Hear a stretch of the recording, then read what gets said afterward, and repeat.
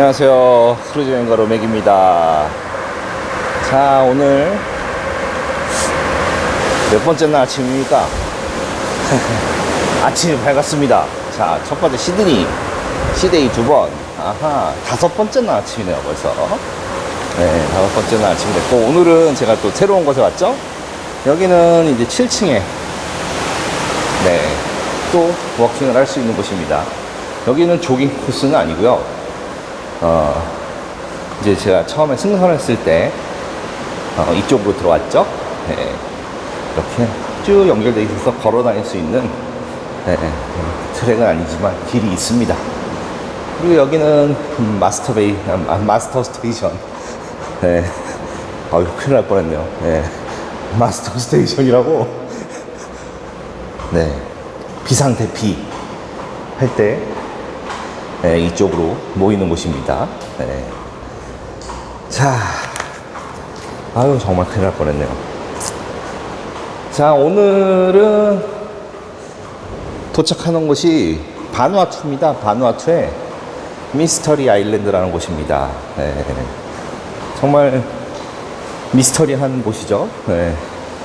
자, 먼저 미스터리 아일랜드 별거 없습니다. 제가 여기는 오늘이 오면 3번째입니다.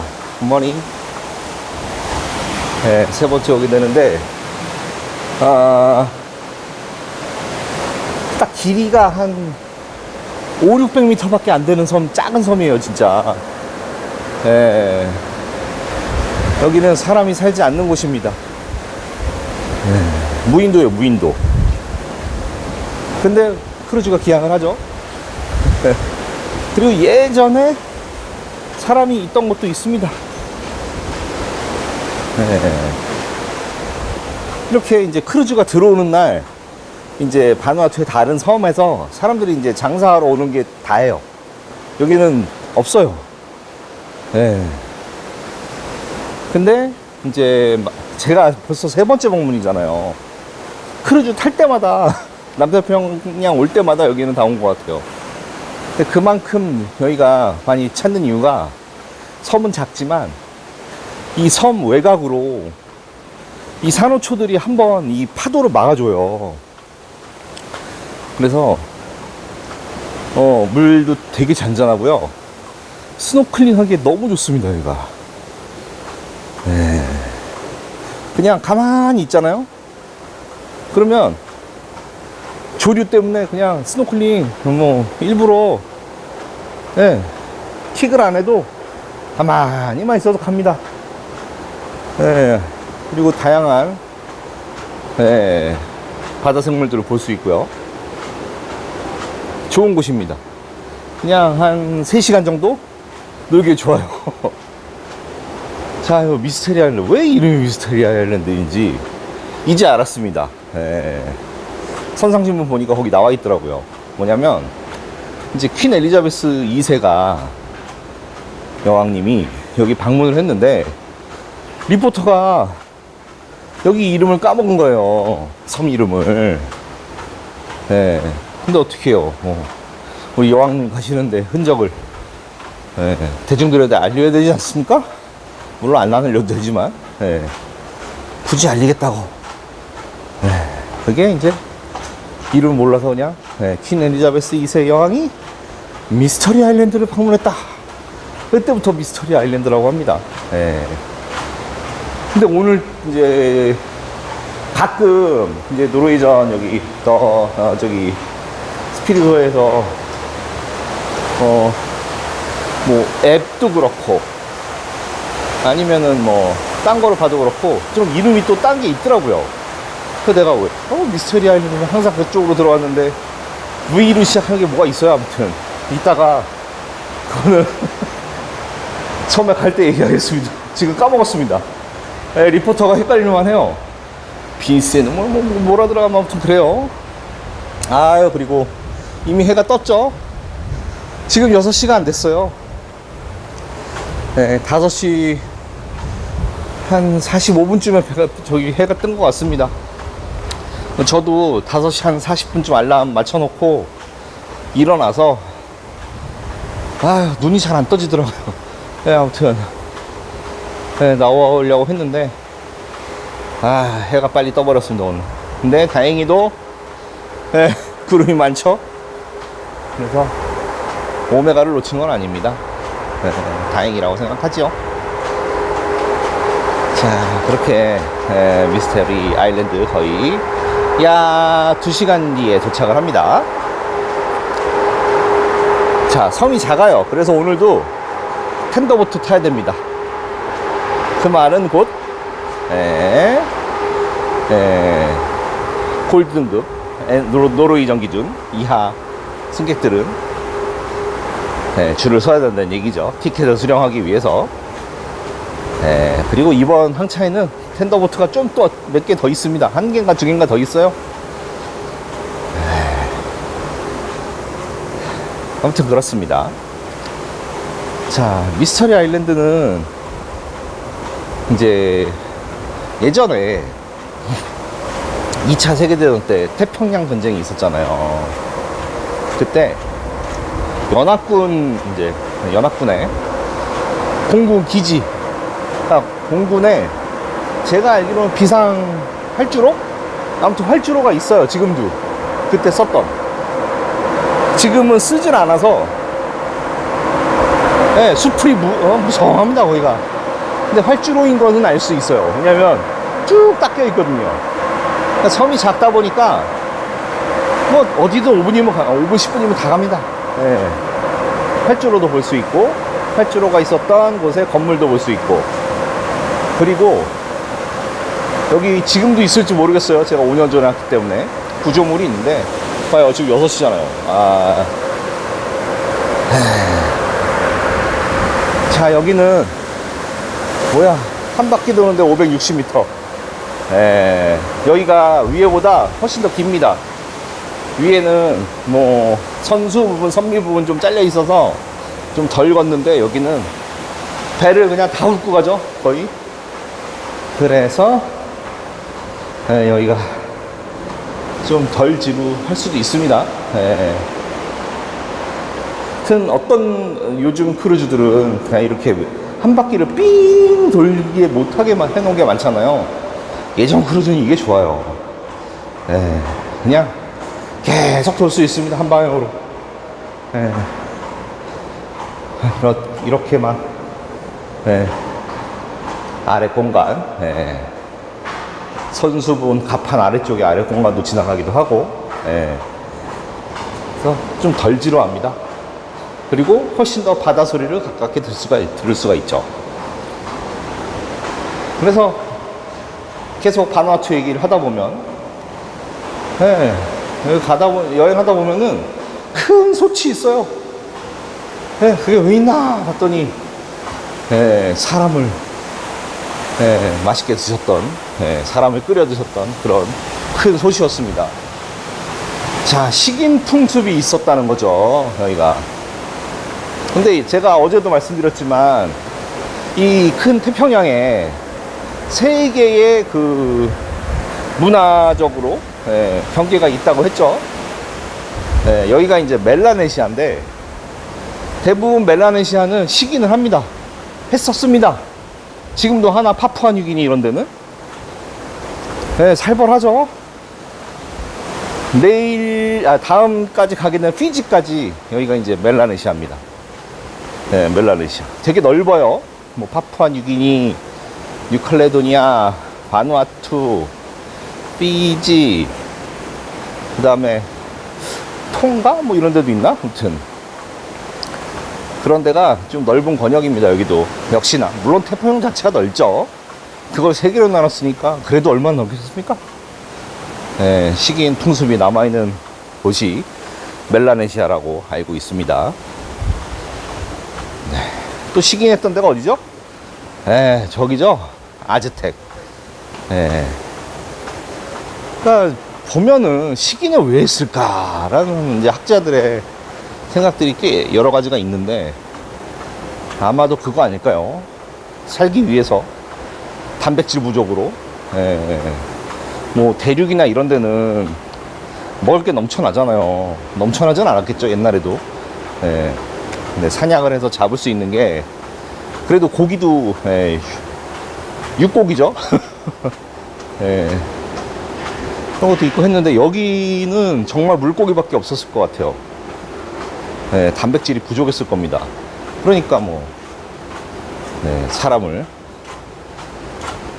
단백질 보충으로 먹었을 수도 있어요. 근데 저는 또 이제 그 아즈텍이라든지 이쪽, 예, 멕시코 쪽 아니에요? 그쪽은 또 대륙인데, 예, 왜 그런 사람을 죽이고, 아무튼 모르겠습니다. 예, 그래도 그냥 제 생각에는, 아, 또 그거 있어요. 아메리카 대륙 자체가 가축이 별로 없었습니다, 원래. 예, 예. 가축으로 키울 만한 동물이 없어요. 길들일 수 있는 동물이. 그러니까 더 힘들었겠죠. 예. 다 사냥을 해야 되니까. 칠레 쪽에 뭐죠, 그거? 관악콘지 뭐, 개만 어느 정도 가축화할 수 있다고 알고 있고, 예, 알파카처럼 생긴 애 있잖아요. 왠지 알파카인지 관악콘지 아무튼 걔네들. 나머지는, 예, 길들일 수 없습니다. 버펄로도 그렇고. 그래서 그러지 않았을까? 예, 사람 잡기가 더 쉬웠을 것 같아요. 제가 봤을 때 걔네보다는. 그래서 시기는 하지 않았나? 라는 저희 의견이 아닌 일부 학자들의, 예, 의견이 있다는 점, 이것도 주워 들었다는 점, 예, 이해해 주시면 되겠습니다. 자, 이제 바누아투라는 데 되게 생소하잖아요. 저도 잘 몰랐어요, 크루즈를 하기 전에는. 근데 이제 그런 바누아투라는 곳에 벌써 이제 3번째 오게 되고, 여기 말고 제가 이제 바누아투 중에 갔던 곳이 수도인 포트빌라, 예, 그쪽은 또 가서 스쿠버 다이빙도 했었죠.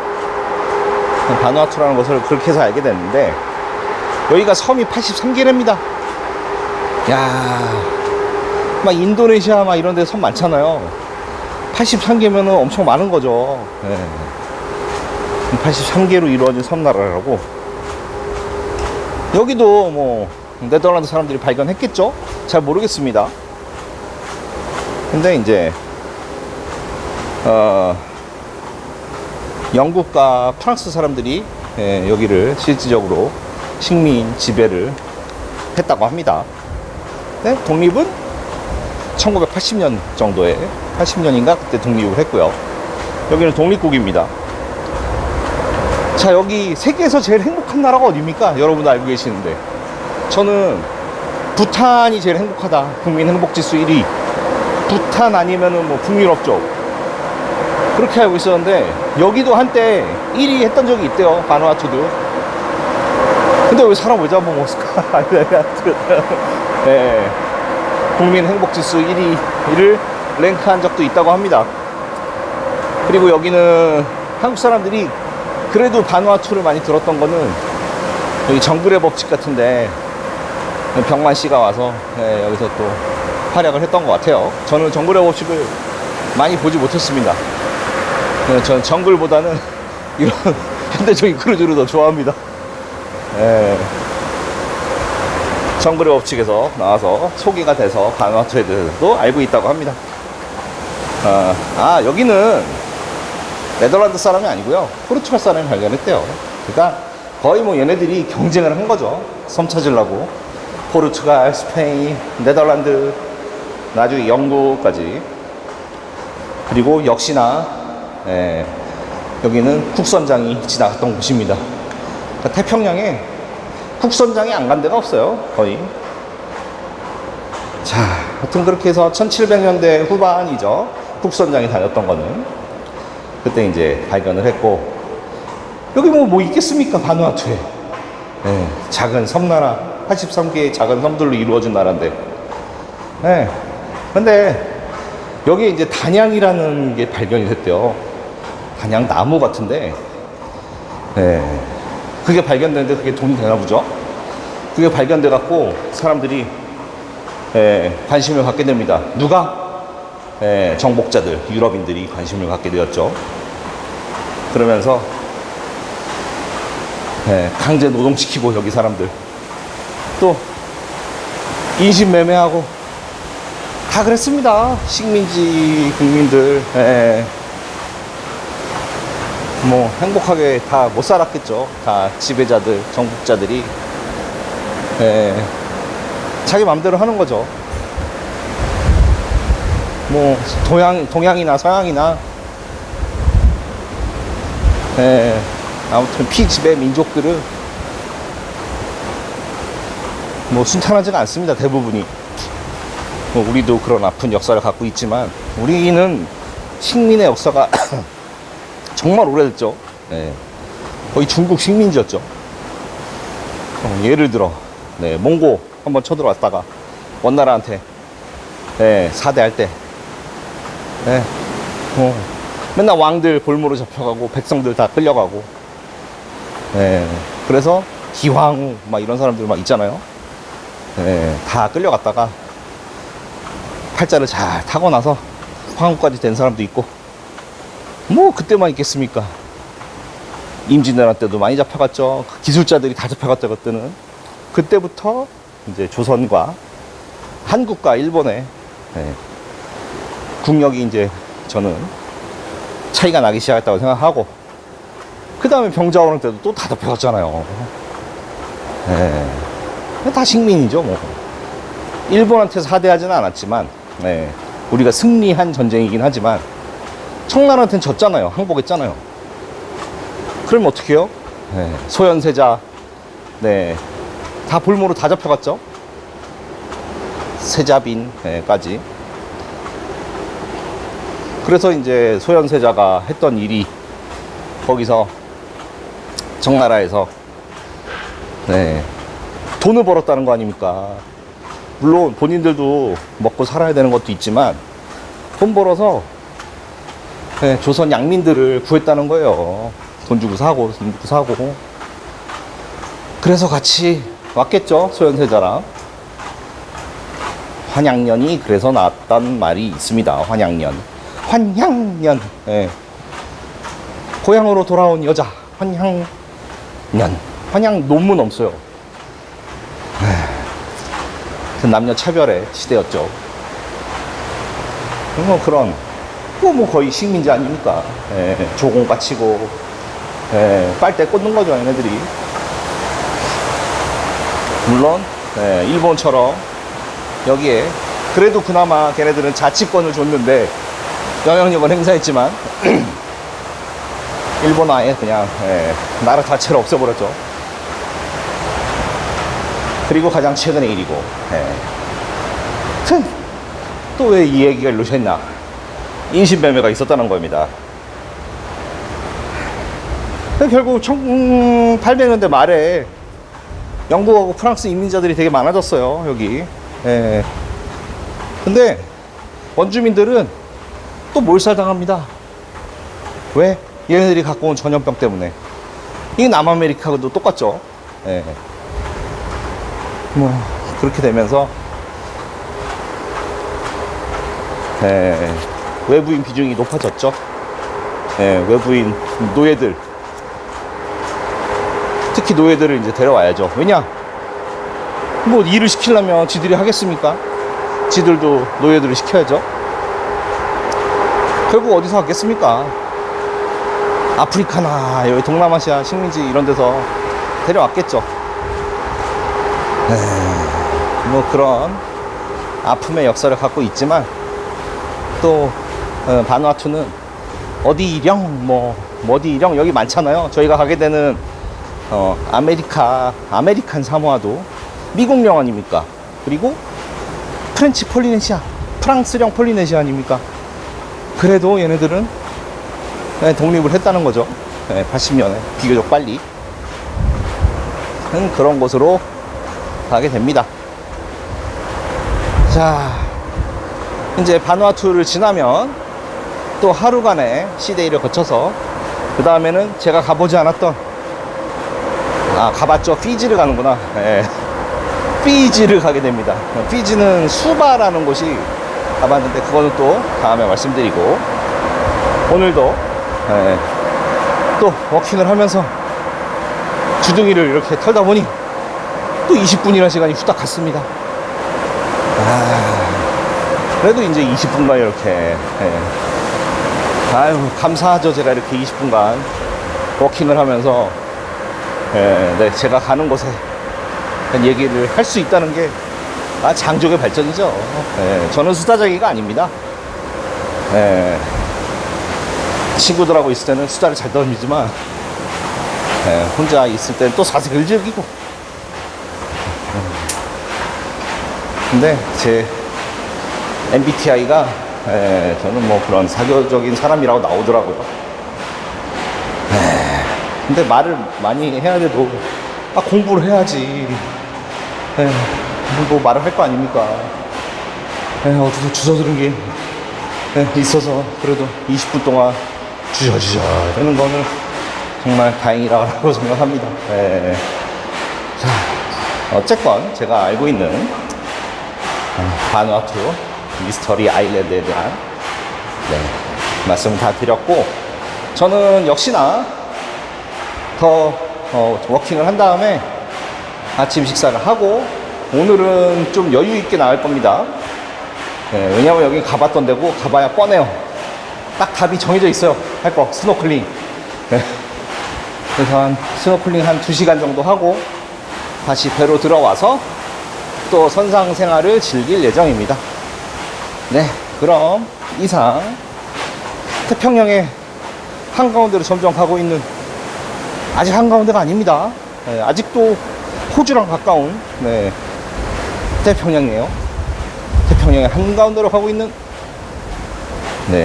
노르웨이전 스피리토에서 크루즈 여행가 로맥이었습니다. 자, 시청해주셔서 감사합니다. 뿅. 돌아가는 분인 줄 알았는데 비행기가 착륙했습니다. 바누아투 항공. 지금도 쓰고 있는 활주로였습니다. 지금도 쓰고 있는 공항 에어포트. 여기 있네요. 미스테리 아일랜드 에어포트.